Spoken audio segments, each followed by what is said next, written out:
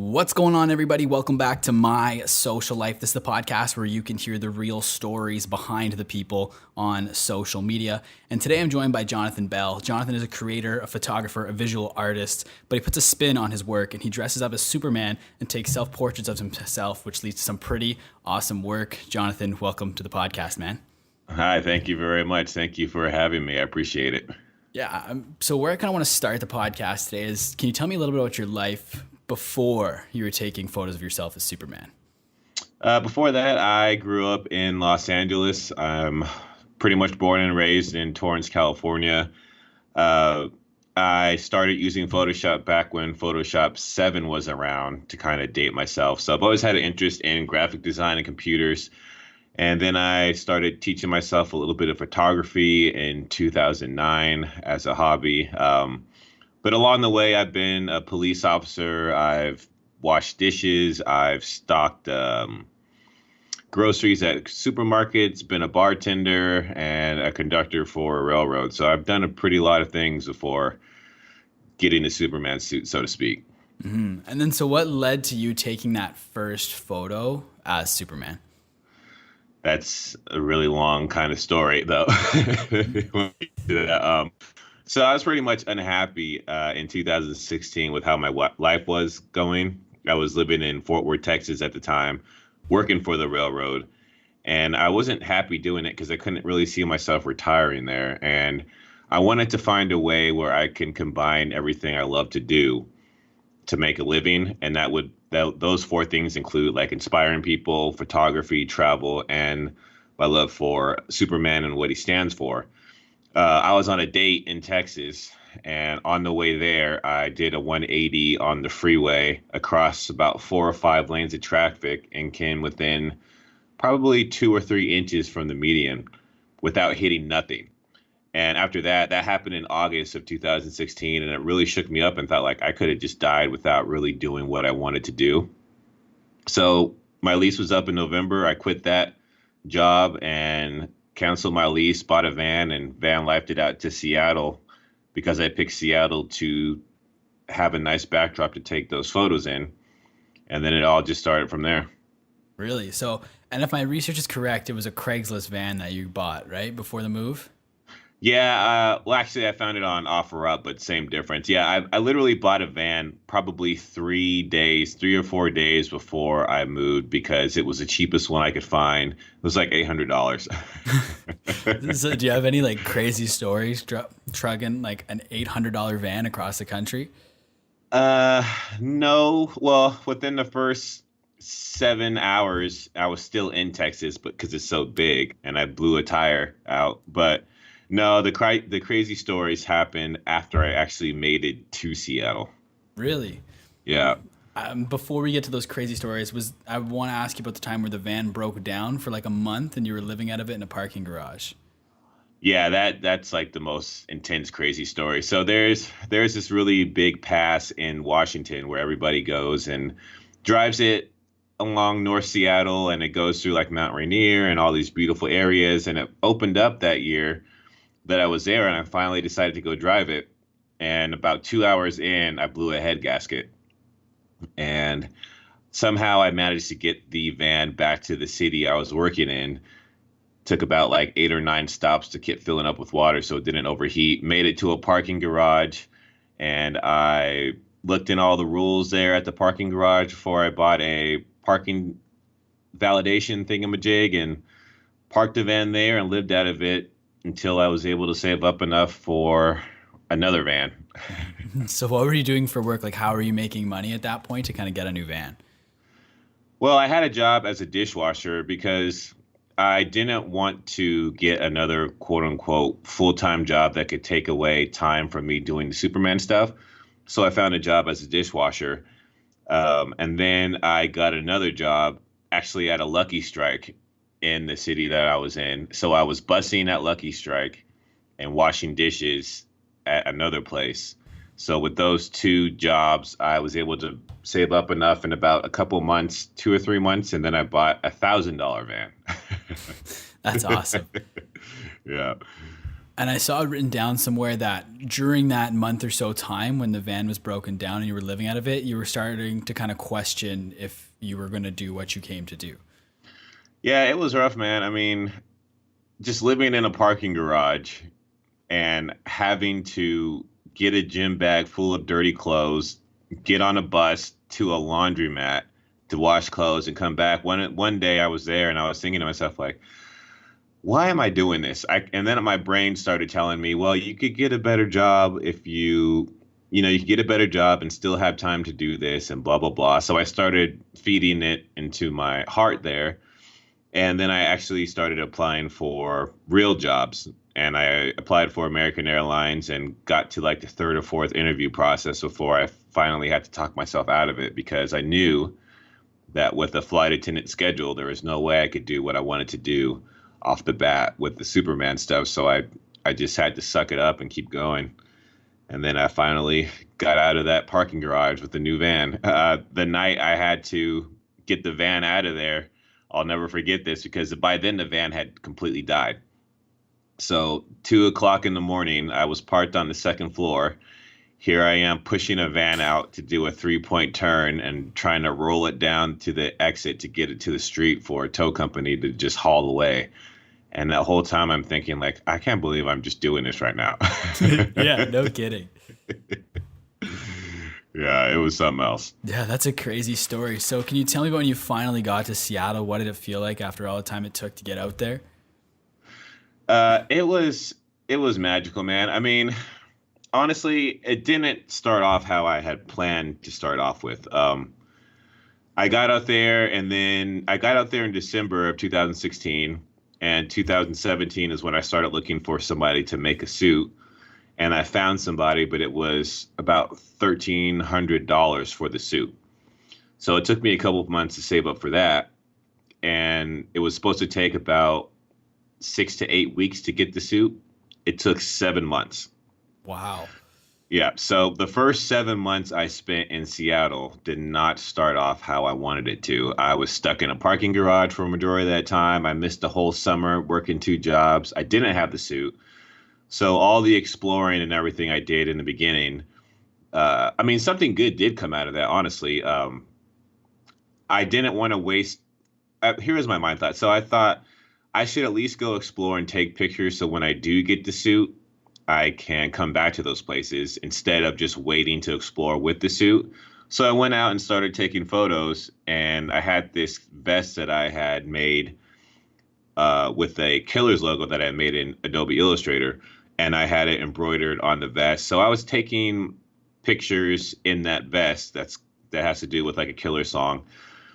Well, one of the band members in the Killers saw that vest actually, and I was in a Barnes and Noble one night, and I get a phone call from their band manager. And he's like, "Hey, I work with the Killers. They saw your photos and they want to know if you could, they could buy that jacket and sell it in their online store, and if you could make some logos and stuff or shirt designs for them." And my first thing was, "Man, you're kidding me, right? Like this is not funny if you're joking." And the Killers are my favorite band. Like I won a contest with them as their number one fan like 10 years ago. I've seen them, I don't even know how many amount of times. So for that to happen was a pretty big blessing for me, because I was starting to lose hope in my why am I out here? I got to wait all this time for my suit. My van's breaking down. When that person called me in Barnes and Noble, I just spent $1,200 fixing a broken axle on the van. So I was pretty much in Barnes and Noble just sulking and thinking, like, what am I doing? And then literally I get a call from that band manager, and it's just like, okay, well, I guess everything really does happen for a reason. Mm-hmm. That's crazy. So did you get like to meet the guys in the band and stuff once you kind of worked that deal out with them? I did not. I did meet them before, though, when I won that contest, but Yeah. pretty much. So now, even if you go on the Killer site now, that vest is up there, and another T-shirt design that I designed for them. So that's pretty cool. Yeah, that's pretty sweet. And then so you talk about how once you got the suit, you could finally go out there what you wanted to do. Like, what was kind of the overall mission or goal that you had in mind when you set out to Seattle? Well, because I do love traveling, and I do like photography. Well, I shouldn't say like I love photography. So when I was picking my area to start off with the Superman photos, you see on Instagram all these influencers with like beautiful, you know, waterfalls and mountains and like the Goonies rock and Haystack rock, and I'm like, I see all these photos, but I don't see anybody really like in cosplay or let alone a Superman suit taking stuff that looks this great quality. So that's why I picked Seattle in the first place. And then once I got out there and got the suit, my mission was to go around and travel as much as I can around the PNW, looking for all those great locations to take those quote unquote perfect Instagram shots with the suit. Mm-hmm. And then was the plan to kind of grow Instagram as big as you can, or were you just doing that strictly just for the love and creativity of producing those photos? Well, I went to like an adult school, like a trade school for graphic design. But when I got out of school and the first couple things that I did for some people, or just in a little research I didn't like creating stuff for everybody that wanted the same thing. So that's why I never went the route as a creative, because I didn't like making what everybody else wanted because they all wanted the same thing. So I threw that whole career away pretty much and only did stuff as a hobby.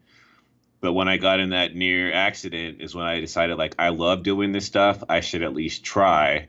And even if I don't make any money from it at all, I at least have to give it a shot. So that's why I come for those things, to go out there, not so much to grow my Instagram, but to try to at least make some money somehow doing those four things that I love to do. Mm-hmm. And what did your family and friends think when you told them you were going to move across the country to pursue this?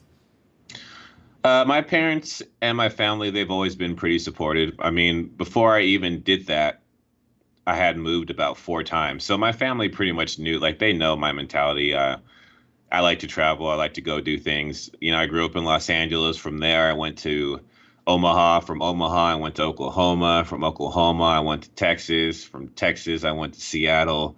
And now I'm in Montana for a little bit. So it's just, they knew. They're all pretty supportive. My friends and everybody that I knew, some of them thought it was crazy that I was going to do that, because the job I had at the railroad, I was making about $100,000 a year with pretty dang good health insurance, paying into retirement, but I completely threw all that away. I just quit to do something that I really wanted to do. So some people didn't get it, but a lot of the people that knew me understood that it's like something that I wanted to try to do, and they were pretty supportive of it. Mm-hmm. Is there ever any part of you that kind of looks back and you're like, man, I wish I'd kept that job? Or are you happy with where you're at? I'm happy with where I'm at, man. That job, like, I just couldn't see myself doing it for 30 years. I'm not. In fact, the interview that I got for the trains, it was just a good paying job. And I even told the guy that hired me, because working around with trains and everything, it's really, really big safety issues with everything. People get killed on the railroad tracks and working in the railroad industry all the time. And I told the guys, I'm like, hey, man, I honestly could give a crap about trains. So that I'm not going to, accidentally space out foaming at the mouth at something and die. Yeah. The interviewer just looked at me like, okay. But I mean, I got hired. And but yeah, I don't regret quitting that job in the slightest. So do you have any advice for people that are kind of like teetering on the fence between going all in or just kind of sticking with stability? I would say, honestly, is you might have that moment in your life where you had that wake up call like I did, but also you might not be so lucky. Like I could have majorly been injured. I could have majorly, like, something major could have happened to me. So, if I honestly should have started this a lot sooner, but I was just too comfortable with my stability that I had. And it took that one wake up call for me to realize, like, hey, you're not happy with what you're doing. You might as well pursue and try before you might freak accidentally die. So my advice would be to try to find a way out of that comfort zone now, because you just never know. You could have a near death experience, or you could die, or you could get mangled. You just never know. So even though it is scary, I have a lot more peace with myself for even trying to do this, because now if it doesn't work, I could at least say that I full-heartedly tried to make it work and never have that what if, 30 years from now. No, I really like that.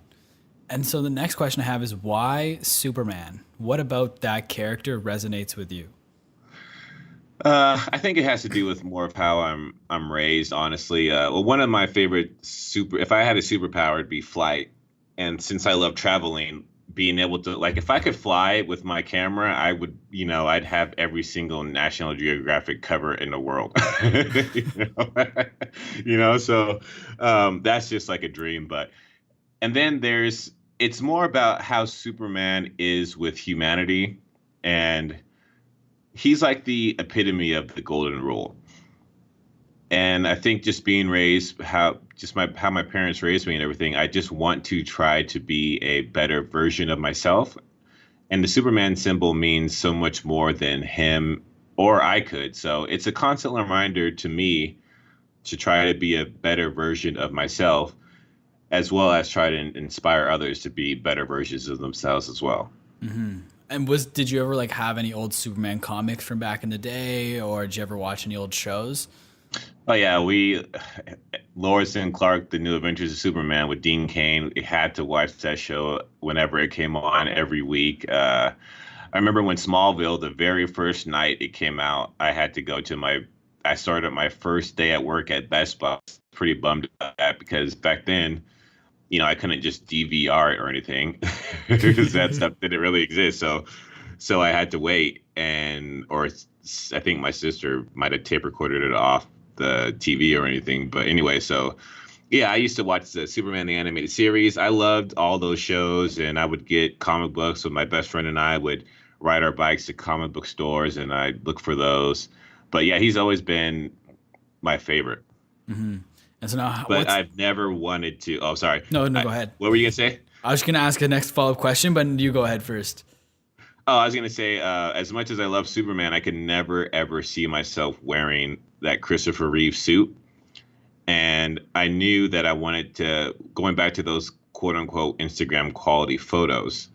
I used to just wear a cape with a sweatshirt and practice my levitation photography then. But then in 2013, when that Man of Steel movie came out, I was like, wow, I could totally wear that suit because it doesn't look cheesy. And that's what kind of started the whole idea spiraling in my head. And so what's it like wearing that suit now in public? Do people stop you all the time? Like, how does it usually go? I get looked at, honked at, but I'd say it's like a 7-3 positive versus negative reaction. And to me, it's normal. To me, I feel like I'm wearing normal clothes whenever I have that on. I really don't realize how I look until I see how I look on my phone or from somebody sending me a video of me walking down the street. And I just think like, wow, that guy actually is walking down the street in a Superman suit. I'm like, it kind of gets me every time when I see myself, because when I'm in a moment, it's just me carrying on my camera and tripod, or even when I'm not out taking photos, I'll wear it to go to coffee shops. I used to do that in Seattle, or a grocery store, just, to bring in whole awareness about it. Like I was saying about inspiring people. So to me, it feels absolutely normal until I see a photo of myself sometimes. And I'm just like, wow, I can't believe I'm doing this. Yeah. And so can you kind of walk me through the process of taking those photos? Do you go out by yourself? Is it like self-portraits, or do you have like friends that come with you to help out? Majority of the photos are self-portraits. I was able to get a camera that has like Wi-Fi on it. So I pretty much have an app on my phone that controls the camera through my phone. So I could look at the screen and set a self timer and see. But all those like levitation photos and everything, a lot of them are self-portraits where I would just set a 10-second timer and try to get the perfect shot within 10 seconds. I've gone from doing it about 40 to 50 times to now only needed to do it about 12 to 15 times. So I've gotten pretty good at it now. But I'm always learning how to do new methods and new techniques with it. And then when I do have people that want to take photos with me, I'll do that. But honestly, I just like being in control of how I'm presented. So I don't usually work with a lot of people unless I really, really dig their work. Do you have any tips for people when it comes to like levitation photography? Yeah, my tip would be to use a lens with a really wide aperture to increase the light so that you could increase the shutter speed enough to where you still have a nicely lit photo, but there is no motion blur. Also, I would set the camera as low to the ground as possible so that you look like you're higher than you usually are. And that's some of the things that I do when I take my photos. That's awesome. And what are you shooting with now? I have a Canon 6D. Okay. And do you remember when you uploaded that first Superman photo to your Instagram? I do. I had just gone from posting all these pretty cool Seattle kind of photos on Instagram with me in the wilderness, with my little hat on and my vest. And then out of nowhere, there's me in a Superman suit. I think it just confused the heck out of a lot of people. So, but I do, and I thought to myself, this is it. This is the beginning of what I'm doing, and just kind of started plugging along from there. But it was a great feeling to finally get that photo and look and see that the journey was starting. And was the reception pretty good? Like I know it might have caught some people off guard because it was completely different from what you've been doing before, but for the most part, was it a good reception? Yeah, for the most part, yeah, it was because a lot of people that knew me before that they already knew how much I love Superman. But for all the people that didn't know that, it really did because they had no idea where this was going. I've lost followers here and there from it because they're like, I don't want to see you dressing up in this. It's dumb, you know. But for majority of the time, it's been pretty positive stuff. And then before you posted the Superman stuff, had you built up a sizable following before that, or has it all kind of come post Superman? Well, here's my thing. I never, as much as I love doing all that stuff on social media now, beforehand, I didn't like it. Like I just could give two craps about social media, period. And even though a lot of my friends, I was in Texas at the time when I started doing more stuff kind of creatively. So I was doing a lot of different creativity photos because I do like that aspect of photography where I would try to pick out props and style models and do this and that. So I kind of built up a little bit of following. I had about 2,000 or 3,000. One of the pictures that I posted while I was still in Texas before moving to Seattle got featured on Portrait Page. So that's like the kind of stuff that I like to do. So I built like up a following of 2 to 3,000 people, and then I just totally went in a whole different direction from there. And what are some things you've done like tactically to try and grow on social? Well,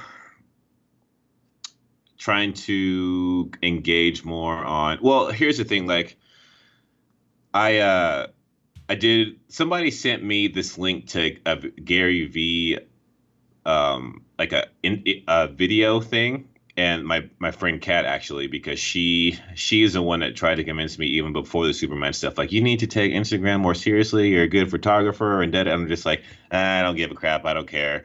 If they like it, they like it. Whatever. So I never did anything, which is why I never really grew a following or did any of that stuff. And then my friend sent me that link when she knew I was trying to get serious about the Superman stuff. She's like, I know that you're going to go out and take all these cool photos and stuff and what you want to do. But unless you get serious about it, trying to make money, you've got to actually give a crap about social media now. And she sent me this link on the 4th of July, actually, of last year before I even got the suit. And that's when I started. I watched it and all he did was talking about like the importance of social media and stuff. And then that totally changed my mindset on how to approach everything when I did get the suit. So, one of the main things that really resonate with me was just to not be stuck in a bubble on one platform. So for instance, I didn't have Instagram. I mean, I did have Instagram. I had Twitter, but never used it. So I started using Twitter more and the websites and everything. So pretty much just growing everything simultaneously instead of putting one egg in the basket for one platform.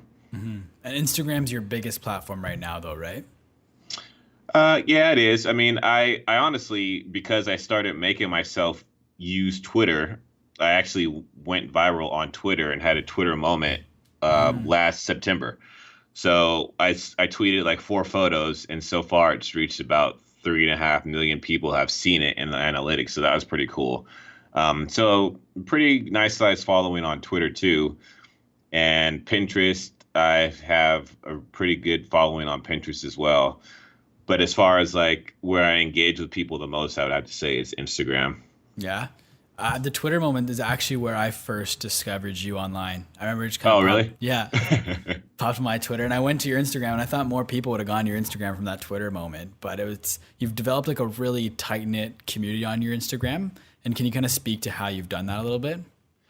Yeah, I pretty much I talk to people on there. Like I don't ignore people. I know that you don't have to talk to and respond to everybody, but I knew that if I actually engaged with people that were showing interest in me, that it would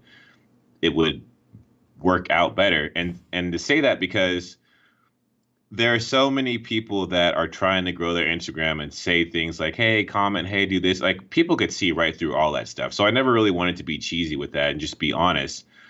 But it really irritated me when all these people would say like, hey, like and comment, and then people would like and comment and they would never acknowledge anything that these people said. And in my mind, it's like I could literally look up the same genre of any of this stuff and find somebody that would talk back to me, you know?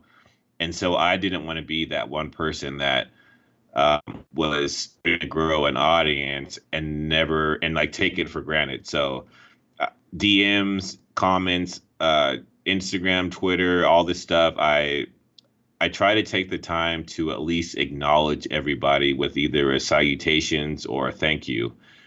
It's a pet peeve of mine to just leave like a like on a message in a DM or just like a like on a comment because even though that is an acknowledgement, it's really not that personal, in my opinion. Um, so even if it takes me 10 or 15 seconds more to say thank you, and this is one of the things I do too. Like when I reply back to a comment, I don't just write thank you. I write thank you. And then even if I'm not following that person, I will go look on their Instagram to see what their actual name is. And then I'll write back thank you, like Olivia, or thank you, Matt, just so they know like I appreciate your comment, and I'm going to show that I appreciated that by taking the time to look up what your name is and say thank you to your face, so to speak, instead of like a generic, oh, thanks.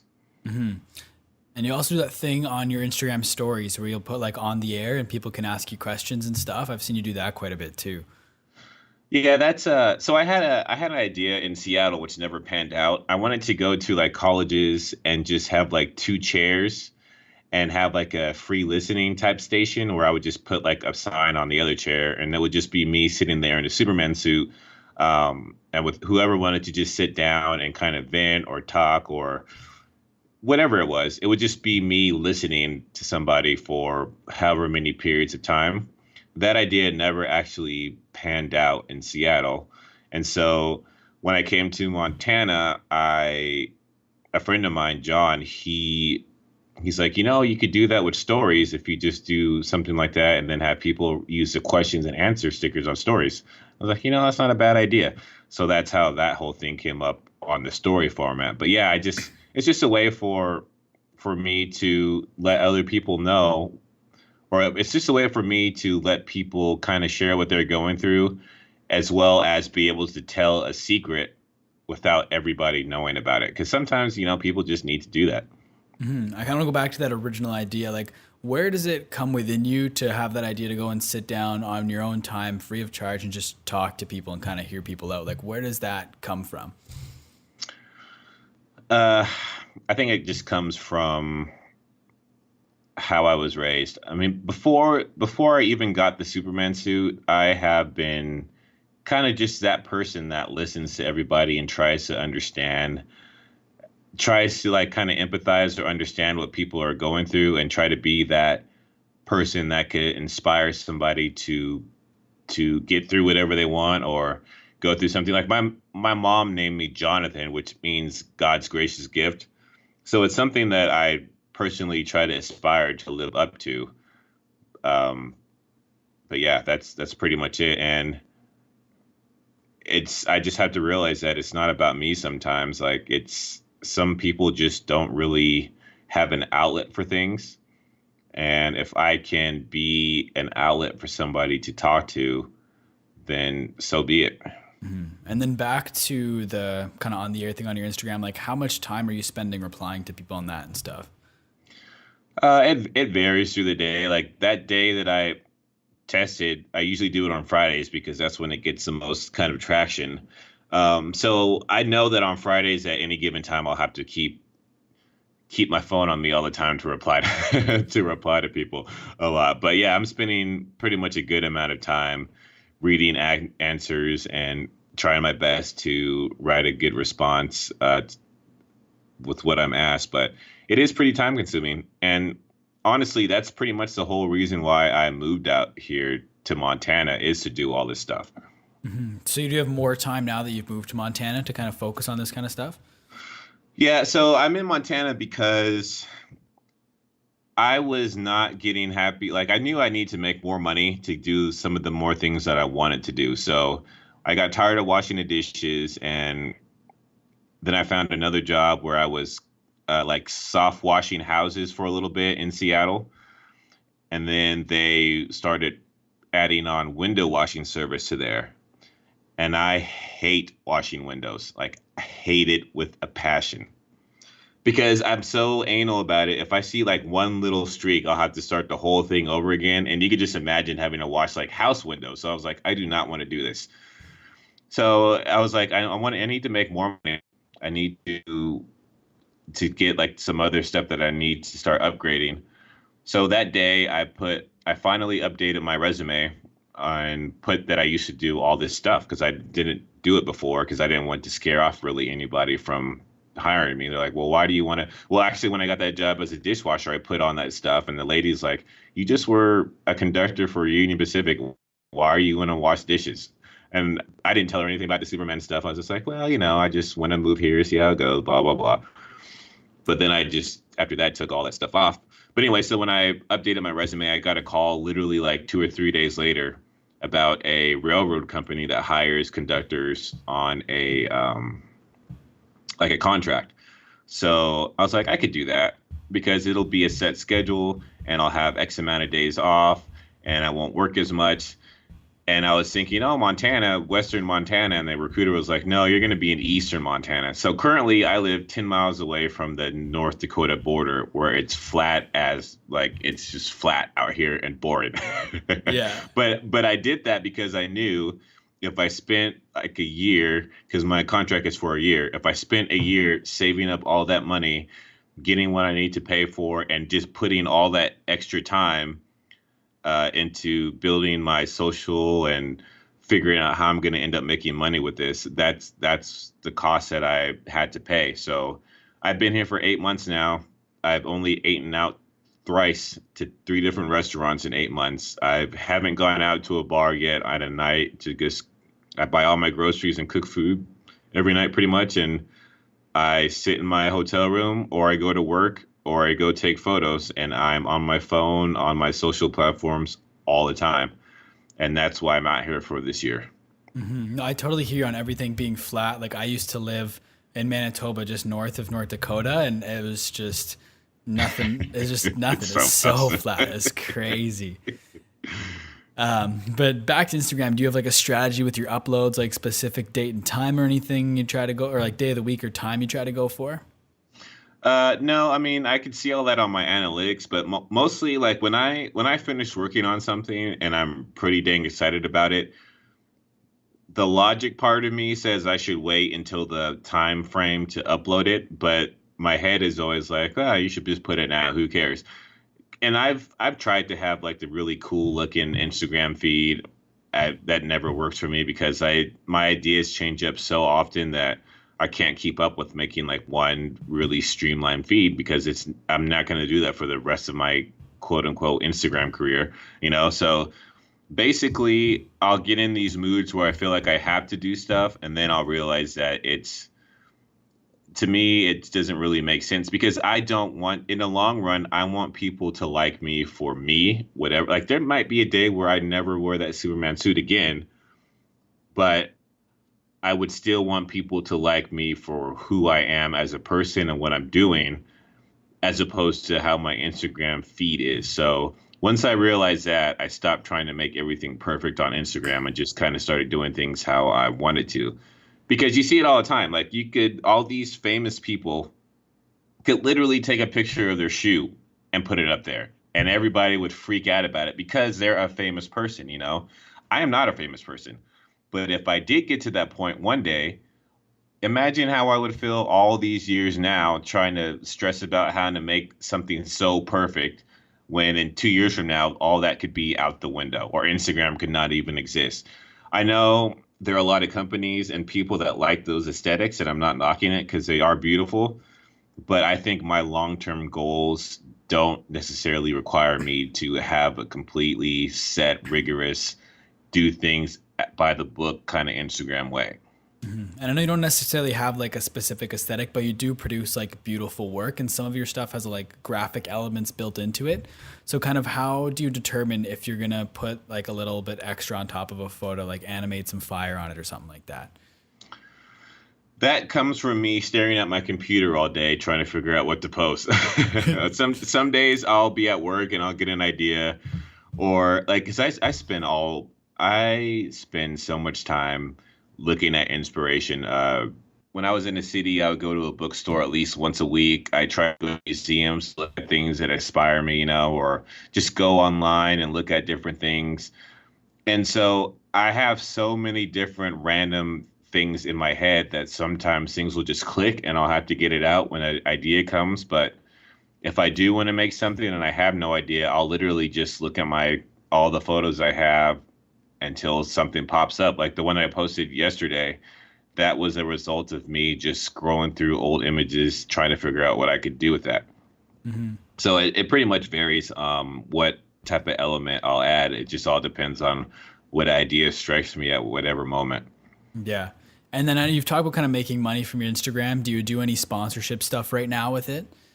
I do not. And I don't do Patreon either because I don't, as much as I want to, this is like my catch 22 area, right? So as much as I want to make money doing it, the long run of me like trying to inspire people is more than that aspect. So this early on, I'm not trying to work with any sponsors unless there's something that I really like.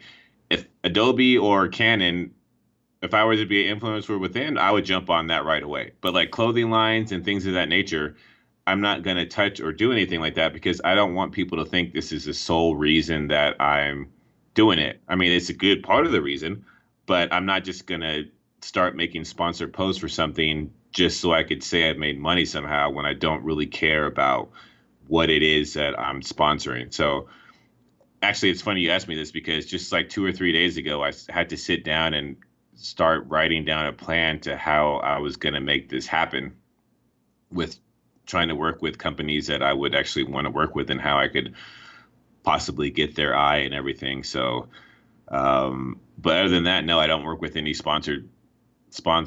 I don't work with any Patreon stuff or any of that Ko-Fi stuff because I can afford everything I'm doing because I'm here sucking it up now.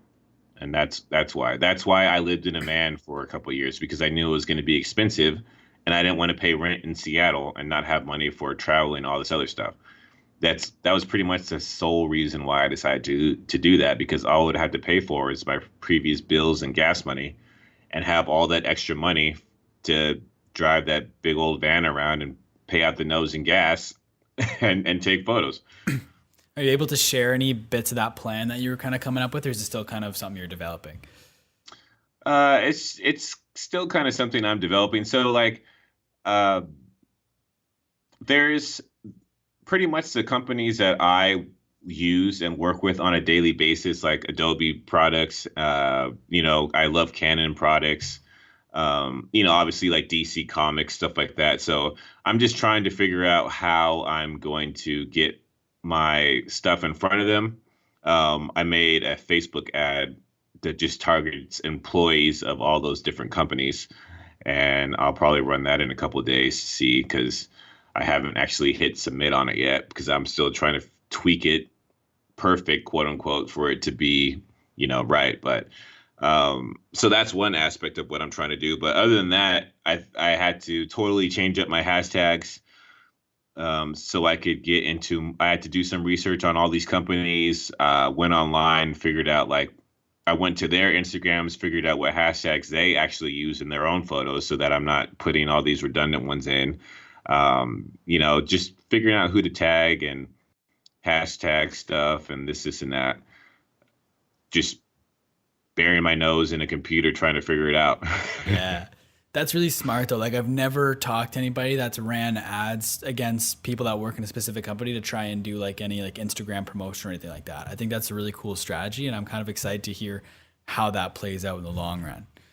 Oh, thanks. I've been using ads actually for almost over a year, honestly. Like at least once a month for the past 12 months, I've ran not Instagram ads, but once I figured out that when you could actually customize them more on Facebook instead of Instagram, then I've been doing Facebook ads. And I think for the past 7 months, I've been spending at least $200 a month on Facebook ads. Uh, but what I'll do is I'll put like a weekly motivation for an ad and have like 5 or 6 different Superman photos, or like sometimes I'll take photos of like about a customized Funko Pop that I have, and I'll just put a quote on it, and then all it'll say is weekly positivity, and then I'll run the ad that way. I won't have a link to my Instagram. I won't have a link to my website, because when these people see it, I want them to just see like, oh, this is nice. I mean, maybe I should put those links on so people could click on me if they want, but I want it to be more about them, so I don't, which is probably, I don't know. I still have to weigh that out, because I want people to see me, obviously, but I don't want them to be like, oh, this guy, he's saying all this weekly positivity stuff, but I think he just wants us to go check him out and follow him. I don't want to come off that way, so that's why I'm not putting my own links and stuff. Plus, if people really wanted to, they could just click on the name in the ad and go there, So that's that. But I've been doing that kind of religiously for the past 7 months, where I spend about $200 or so trying to like figure out and pinpoint the people that would actually enjoy seeing me in that suit. Mm-hmm. And have you noticed good results from the time you've been running ads? Actually, yeah, because I don't just run them in the United States. So I'll search different countries or different cities that have like the same demographic of the keywords I'll type in, and then I'll run them against those areas.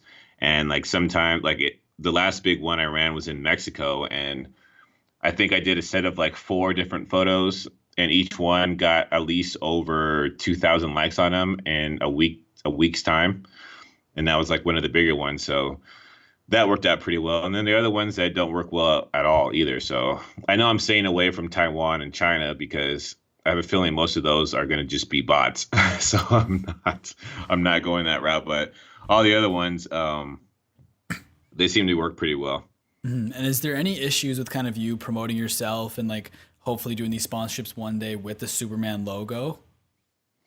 That's a good question, which is why I would like to be able to work with DC. I honestly think it could be a hindrance, because I am wearing it. Like, I don't mean to brag, but I know I do pretty good photos and stuff too, And I know there are some Instagram pages that have taken the chance and featured my work, even though I am in cosplay pretty much.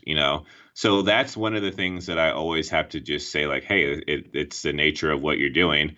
Of course, I could go back to wearing normal clothes and I could probably be featured on a whole lot more stuff, but that's not where I'm trying to go. So I just have to suck it up and realize, like, no matter how cool I do something, there's always going to be, at the end of the day, me in the Superman suit. And some people just don't want to put that on their stuff.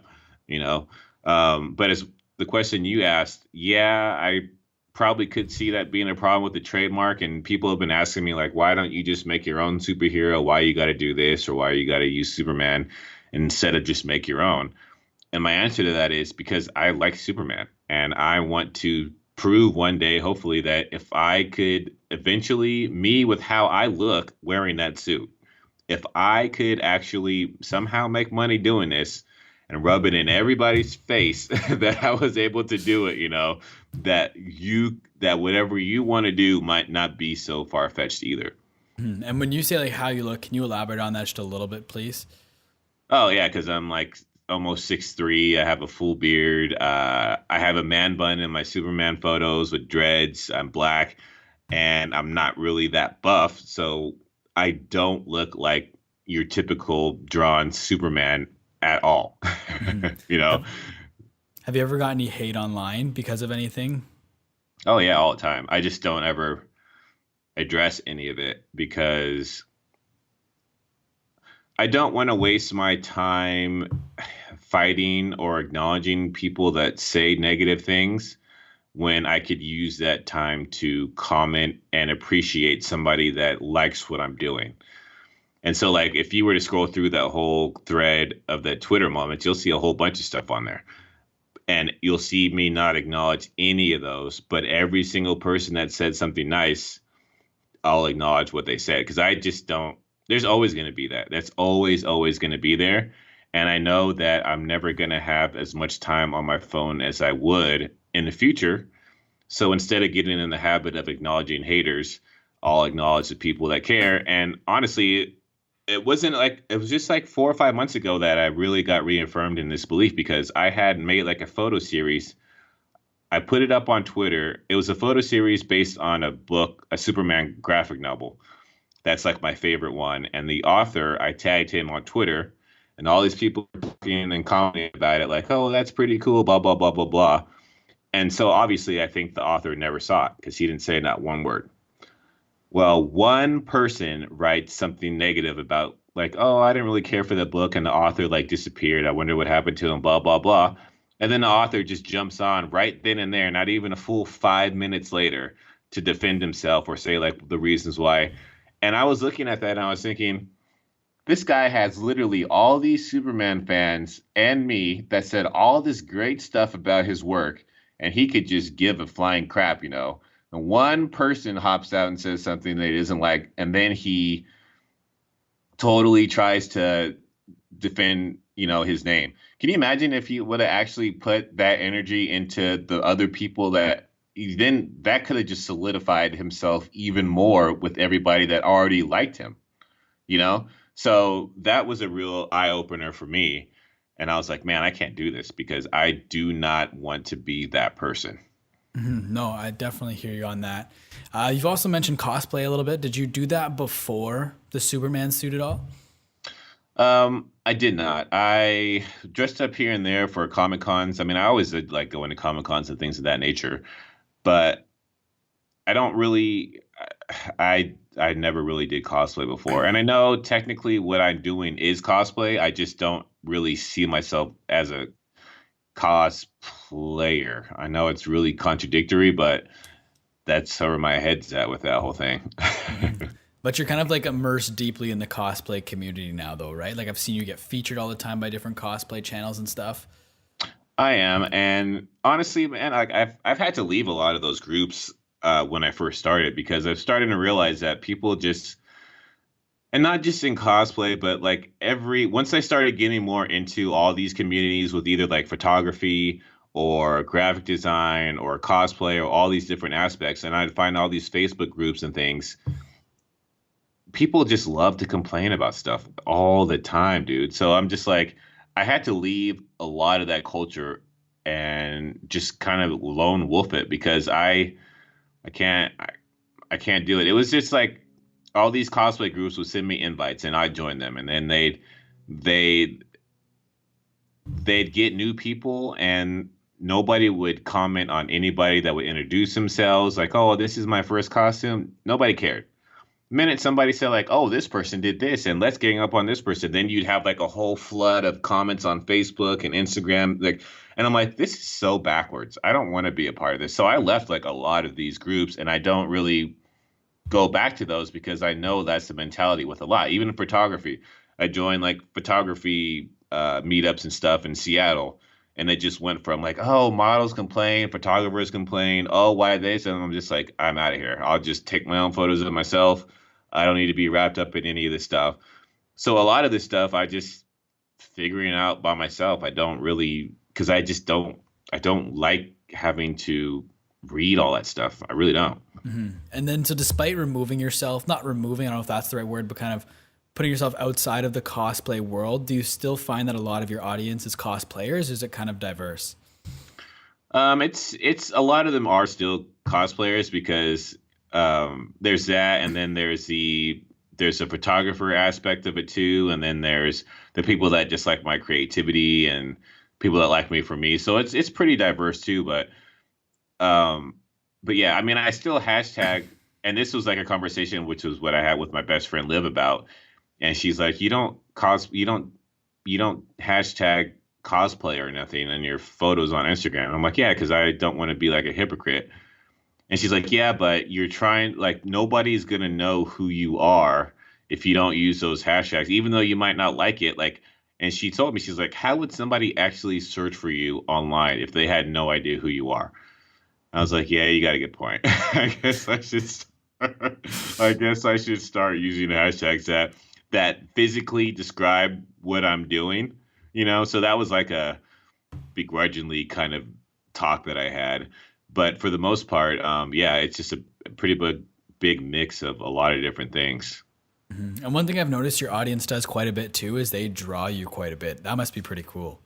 Dude, it gets me every time, every single time. When I get like a random DM somebody I have no idea about, or even if it's somebody that's drawn me before, and I open it up, I just think like this person literally looked at my face and drew me for however many minutes or hours it was, and it's yeah, it blows me away because like I said earlier, to me this it's normal to me, but to somebody else I just really never know how much of an impact I may have made on somebody else, you know. So seeing those drawings and receiving drawings of me just reaffirms that I'm on the right track to what I want to do in life, and that's why it gets me every time, because I just never know who might be listening to what I'm saying and then want to show appreciation about it. And then kind of along those same lines, is there anything else that's happened or any opportunities that have come up that are just so cool that have happened since you've kind of donned the suit? Yeah, I got invited to speak in Seattle actually at this thing called Ignite Seattle, which is like their version of like a TED Talk thing where you do pretty much 5 minutes and you talk about it. So talk about your life and what you're doing.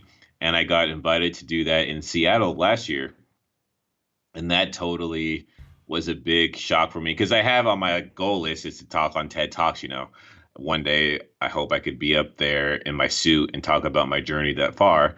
Well, I got invited to do this Ignite Seattle thing where I literally talked in front of like 500 or so plus people at the Egyptian Theater in Seattle wearing my suit. So that was like a big step into realizing like, oh crap, you know, like the first newsletter that emailed me on Instagram, the Evergrey in Seattle, I really owe them a lot. They were the randomly very first people to be like, hey, we want to do a story on you in Seattle, da da da. I'm like, oh wow, that's pretty awesome. The very first radio show somebody did that was pretty dang awesome. I didn't get on the radio show, but it was a radio show that wrote an article for the like Twitter and their Facebook and Instagram and stuff. So that was pretty dang awesome too. And it's just all those, just realizing that I was out there doing something more than what was quote unquote normal to me, you know? So those have been all pretty cool. Those first for everything. I mean, it keeps going still, but I won't ever forget that email I got from that Ignite Seattle. And I was like, oh crap, it's happening.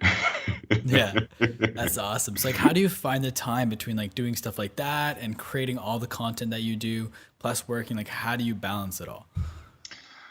Well, that's something I'm still trying to work out. Last month was my first kind of test month of more of like a time management thing where I would literally sit down and say like, okay, I'm going to spend X amount of minutes on Twitter, and then I'm going to spend X amount of minutes on Pinterest and Instagram, because my mind is so filled with everything like you're saying. I'll just be like, I realized that I waste more time switching between everything instead of just dedicating time to one thing at a time because I feel like I'm missing out on something else if I'm not on it right away. And that was something that was really hard for me to get over, honestly, because I'd be in the middle of writing a comment on Instagram and then immediately pick up my phone and go on Twitter. And from there, I'll go right to Pinterest, And then last month is when I said, hey, if you get on Pinterest, you got to stay on there for at least a flat 5 minutes. You get on Twitter, you got to be on there for at least a flat 5 minutes. And I would set time working on graphics. Like if I didn't come up with an idea in 2 or 3 hours, then I'll scratch that and I'll do something else. And, and it's hard because I want to do everything at once, but it's proven to me that I can actually really get more things done if I dedicate time to them. Mhm. So that's one big step I learned was to make myself not be so scatterbrained with everything, but to set time slots for things. Yeah, there's a couple things that I've also seen that you're kind of working on and doing outside of Instagram and stuff like that. One is your Superman animated short that you're Oh working yeah. on. What's like the plan behind that? Well, okay, so I really love that whole vaporwave aesthetic and like the 80s, 90s vibe. I love that stuff. So I had some test photos in a Superman suit where I was trying to break into those a little bit, but they just didn't work. So I'm just like, I need to find a way where I can still wear the S, but also still make it more into that whole kind of aesthetic. And that's where I came up with the Superboy stuff because that 90s Superboy suit costume fits totally with those vibes. It could be cyberpunky, it could be vaporwave-ish, it could be all these different things. And then I thought to myself, because I love anime also, I'm like, I could totally try to make like something happen. So I got on Twitter and I tweeted out like, "Hey, does anybody know how to draw anime, or if anybody thinks they could draw me in an anime style? I'm trying to get commissioned some work." And this one guy wrote me back and he's like, "Man, I would love to do that. I love this type of stuff, and I think what you're doing is cool." And he sent me like a mock-up of me as an anime character, and I was like, "Oh crap, this is it." So yeah, and then it just kind of came from, so all this stuff is just bits and pieces of an idea, but I'm really right now trying to work on like a pilot episode of why it's Superboy instead of Superman. And I can't animate yet. I mean, I could do like little things here and there with some products, but I'm no animator. So I'm trying to figure out how I'm going to get that off the ground. Honestly, like hopefully somebody will like that aesthetic that much and be like, hey, this would be a good idea for a Netflix show for like, 5 or 6 episodes or something like that, or an Adult Swim show, which goes back to what you're saying about the trademark. But, now with that DC universe out and they're hurting for content and stuff, I just never know. So I'm trying to make myself not close the box on opportunities so far. And then I wanted to ask you about YouTube and then specifically beer tasting. So that came about. I was trying to do more stuff. Like I said, like not to be out of the box. I mean, not to put everything in a box. And I knew I had to like start working on YouTube videos so I could start building up myself on that platform. Well, here in Montana, like I wasn't going out to go drinking and I wasn't really doing a lot of stuff on the computer that was like Photoshop tutorials, and I do love beer, so I'm like, you know what I'll do is I'll just do a beer tasting of every beer that they have. Since then, I've run out of it, so I can't even do that anymore because I drank all the beer that they have at the supermarket. It's that small of a town, so I've gone through all of them. But that was actually a really good learning curve for me because it taught me a little bit about editing stuff in After Effects and Premiere because I've never used Premiere before. So putting that show together and trying to edit more and do things in Premiere and just how to be more comfortable talking to a camera while like vlogging, that was a really good learning curve for me. But yeah, the beer tasting that just pretty much came about because I wanted to try to put something out daily for a little bit, and that was the best idea I could think of at the time. Is there ever a plan to kind of incorporate the suit and Superman more into your YouTube channel? There is, and like when springtime comes around here, I'm going to start trying to take more photos, I mean, more videos and stuff. Because, like I said, I love to travel and I want to incorporate taking videos with traveling stuff. And it's something that I kind of started getting into last summer when I was here and the fall. But since then, like, I can't go anywhere in the wintertime, especially not in the suit. I mean, it just barely got above zero a couple weeks ago, you know. And so I'm going to get a drone, and I need to get another camera. That's another thing I'm saving up for out here because my 6D, it doesn't autofocus, so I have to get the 6D Mark II. So that way, when I'm actually like vlogging or making photos, I won't like quote unquote draw a line in the dirt, stand there, try to focus on it, come back, and then hopefully I'm in focus, you know. So I need to get a better camera for that type of video. But yeah, I want to document more of my journeys when I'm actually in the suit. And that's also a good question because I don't want it to seem like a gimmick either. Like I missed so much opportunity in Seattle to record myself in public because if you see somebody walking down the street and they're talking and vlogging, then you know they're doing it for their vlog or that they're doing it for a purpose, right? And I think that's one of the reasons why I got approached so much is because people would just be confused. And they ask me like, why are you wearing this? Because I'll be like literally in Michael's or Joanne's Fabrics or at Starbucks or something. And like, is there a convention in town? No. Like, well, why are you wearing the Superman suit? And I'm like, oh, I just like it, you know. And then I go into my whole little thing and I'm like, oh, that's pretty cool. But if somebody were to see me walking down the street talking to a front-facing camera, they'd be like, oh, this guy's doing something, you know. It wouldn't feel as maybe that's all in my head.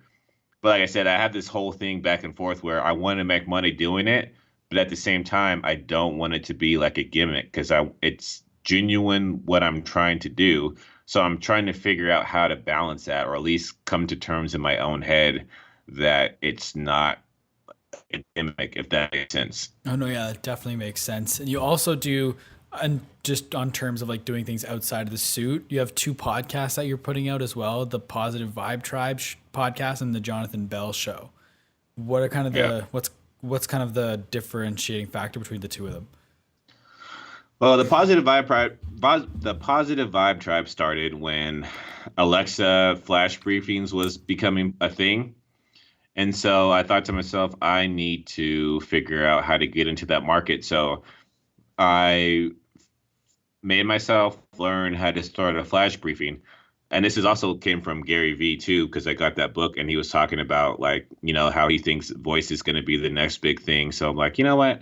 I should probably listen to this. So I went to the library at the time in Seattle because I didn't have Wi-Fi in my van. So I went to the library and sat there for probably about 4 hours trying to figure out how to make a flash briefing. And then I was like, well, now I need to make content for it. And I knew something that I could do was just say like a positive quote every morning. And that would be like a positive little message for Alexa flash briefing. So I started doing that when I would wake up in the morning. I would get on Pinterest as soon as I opened my eyes, type in like motivational quote, try to find something that I agreed with. I would say it in a podcast. And so far, I haven't missed one day. And it's been like almost a year now since I started that. So I've had that going consecutively. And then the Jonathan Bell Show was put together for the same kind of reason, to expand out of that box of just Instagram and for more people to know who I was. So I started that last year, but that's kind of been on and off. And it's recently been picking that up a lot more because I am making myself like the other day I had this idea like I should start interviewing people on Twitter and stuff, like creatives and everything too. And that way I can like 5 or 6 minutes, that way I could like have more content for the show as well as like expose other people. And I gotta tell you, dude, like the first time I tweeted that out, I literally had like 30 or so people in my DM. And the very first day I recorded like 7, like 10-minute episodes that took me forever to try to schedule because somebody's in Mountain, somebody's in Pacific, somebody's in Eastern. And I'm just like, this is so, this is so confusing. But, you know, that's why I'm out here to figure it out. And now I have, you know, more content for the show. But that's pretty much why those came about, because I was trying to get out of that, oh, he takes beautiful photos I don't want to be put in a box. I want, like I said, like if I stop wearing that suit one day, I still would like people to enjoy who I am and what I'm trying to do in general. What's next for you?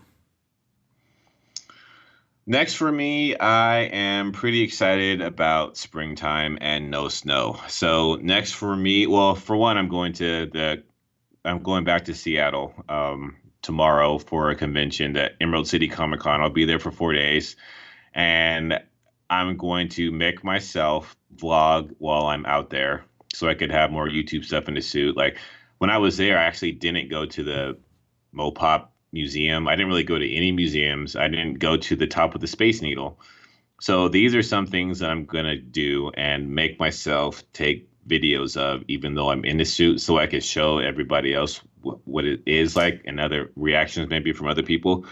But as far as like what's next for me for this year, um, pretty much I am gonna get a drone spring and summer and drive out to all these places in Montana and probably Canada since it's so close and try to work on some pretty good. I want to try to incorporate some drone footage and shots in it with the suit. That's going to be a big thing I'm going to hit when the snow's gone. And yeah, pretty much working on more video stuff because I made myself teaching myself After Effects now. So I want to incorporate some more stuff with video as well. And then I know we've touched on it quite a bit, but like, what are the long-term goals that you're going after? Long-term goals would be to somehow make enough money to where I didn't have to have a 9 to 5 and I could do this all the time. Like, so that's why I'm making myself try to figure out how I could work with sponsors because I know in this day and age, and I was reading a whole bunch of articles about this too yesterday, is how like influencer companies, they're expected to be paying a lot more people because it is like the new commercials, you know? And I'm trying to work myself into that bubble so that way I won't have to work at the railroad or get a 9 to 5 job. I mean, I'm going to be out there traveling and doing stuff. So I want at least to do it for a company that'll pay me to do it. And that's a long-term goal. Like after I leave Montana, I want to go live in Philadelphia. After I leave Philadelphia, I want to go live on, Chicago or New York. Like I'm always going to want to go somewhere new and live. That's just how I am. And to be able to afford that comfortably with my camera and my Superman suit, it's just all I want to do is just go out and make content, and inspire people. So the long-term goal is to somehow be an influencer on that level to where I could get paid by companies for doing what I want to do anyway. And what do you hope people take away from your content? Is it inspiration or is it something else? What I hope people take away is, I guess, a number of things. One, that it's okay to think outside the box, to do things differently. And two, it would be to like, at the end of the day, I'm all doing this too is to show people that if I could do it, so can them. Going back to me being a black guy wearing a Superman suit, which is not the general Superman aesthetic. I want people to feel like, hey, if this guy is not ashamed or scared or worried about all the negative stuff that he might get or this and that, and he's actually doing it too, then maybe what I want to do isn't so far-fetched and I could do it as well. So at the end of the day, I just want to inspire people to do what they really would love to do. That's awesome, man. I really like that. Before we wrap up, are you cool if we do like a quick Q&A, just like random questions that don't fit into the regular conversation? Yeah, of course. Cool, man. First one, what's a show that you're binging on Netflix right now? Dude, I just finished The Deuce on HBO. I watched seasons 1 and 2 within the past 2 days. So that show, I don't know why I never watched that before. I do know why, because I was in a van in Seattle and I had my phone. So it was either do Superman stuff or watch, Netflix. So once I got to this hotel room with Wi-Fi, I pretty much have watched everything. The past 7 8 months, I have watched, I don't even know, probably like 70 different shows. But I just finished The Deuce and it's amazing. What is your favorite app that's not Facebook, Instagram, or Twitter? My favorite app would probably be Spotify. Yeah. Who are Yeah. some who are you listening to right now? Let's see let me see. Let me just open up the Spotify right now. Let's see what it's on. It is on Cherub. So I didn't know that Cherub released an album last year, and I've been listening to their new album constantly. That's awesome. It's pretty good. Yeah, they're a Yeah. pretty good band. I'll have, Yep. I'll have to check them out. Who are some creators that you follow that you think people should go and check out?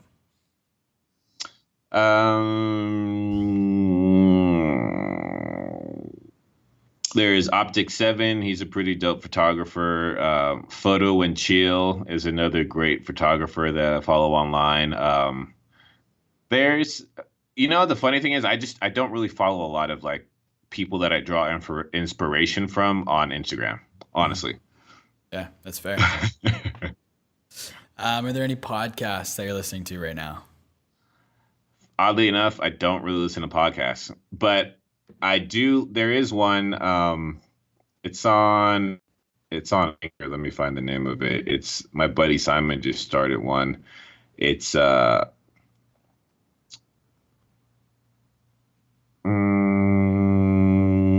let me try to find it.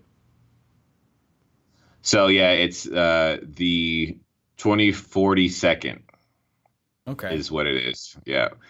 And it's my buddy just started document. I actually kind of, I guess, inspired him to start podcasting, so he's starting to do it too, and it's pretty good so far. So that's what I'm listening to. But other than that, I don't really listen to a lot of stuff. I listen to Gary Vee and everything now and then, but honestly, like it's either Spotify or or Netflix.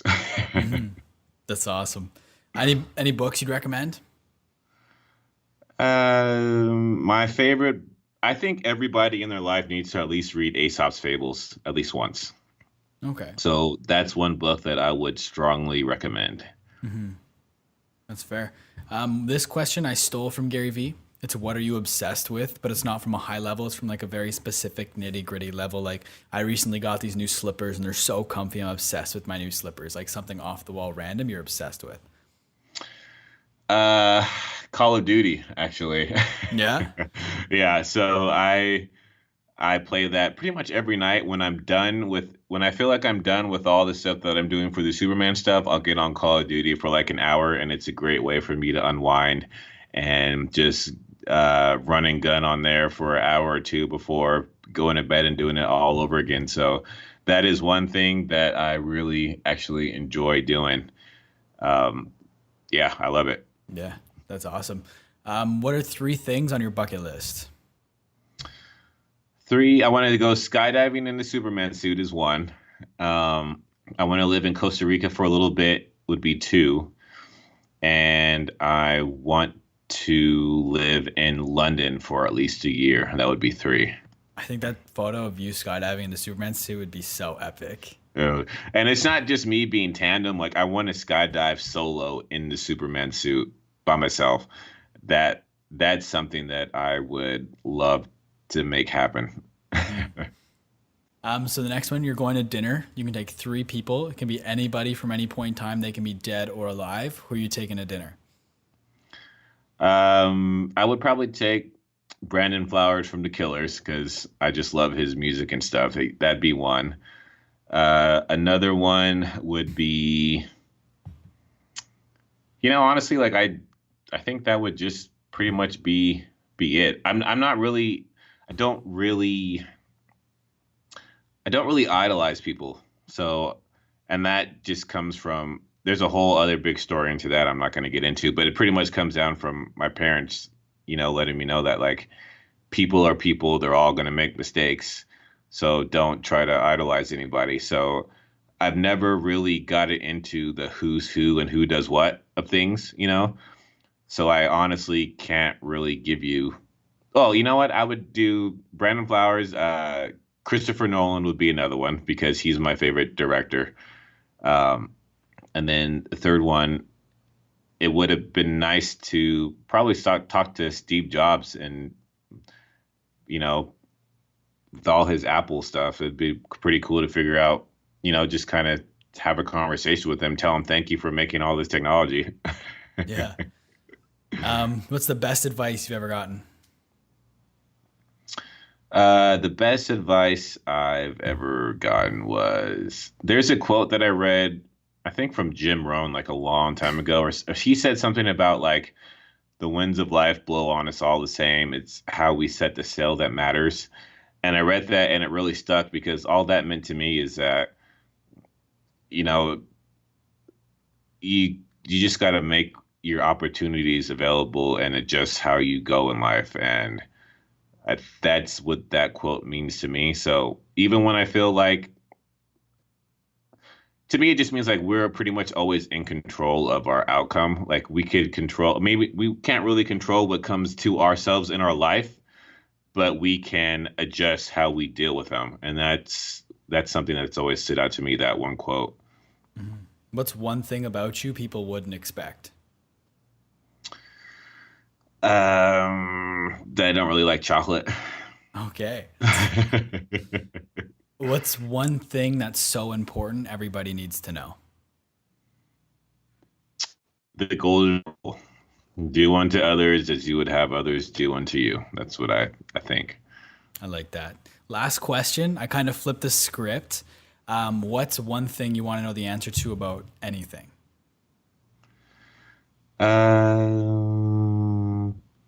Well, I would really like to know if yeah,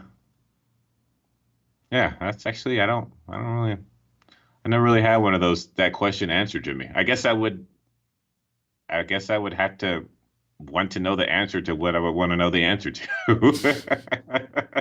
That's fair. I've never got that answer before, but that's a good one. Awesome, man. Well, I just want to thank you for taking the time to talk to me and come on the podcast. Oh, I appreciate it. Thank you for having me on. I want to give you the floor. Where can the people find you? Plug everything and anything you got.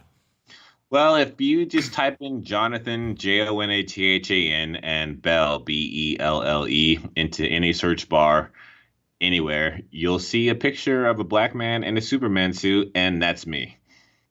Awesome. I want to thank you once again for coming on, and I want to thank everybody for listening to this episode. Whether you've listened the entire way through or you've only listened to bits and pieces, I really appreciate you taking the time to check this out. Do me a favor, guys. Go follow Jonathan on Instagram, on Twitter. I'll make sure everything's linked in the show notes down below so you can find him everywhere. If you want to follow me, you can find me on Instagram and Twitter at @thejacobkelly. If you'd like to follow the podcast, just search up My Social Life on YouTube or Instagram, and it'll come up. Thank you once again for listening, everybody. We'll talk soon.